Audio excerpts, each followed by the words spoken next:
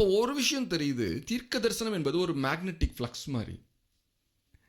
அந்த மேக்னெட்டிக் ஃப்ளக்ஸுக்கு பக்கத்தில் ஒரு இரும்பு போச்சு அப்படின்னா என்ன நடக்கும்? டக்குன்னு அது அட்ராக்ட் ஆகிடும். அப்போது தீர்க்க தரிசனம் என்பது ஒரு அபிஷேகமாக இருக்குது. அதுக்கு பக்கத்தில் எவனாவது ஒரு மனுஷன் வரான் அப்படின்னா அவனையும் தெரியாமல் தீர்க்க தரிசனம் உரைக்கிறத பார்க்குறோம். இப்போ என்ன பிரச்சனையாச்சுன்னு பார்க்குறோம் அப்படின்னா, இது சவுலுக்கு அறிவிக்கப்பட்ட போது அவன் வேறே சேவகரை அனுப்பினான். இப்போ ஃபஸ்ட்டு போன குண்டாஸை பற்றி ஒரு ரிப்போர்ட்டு சவுலுக்கு போகுது.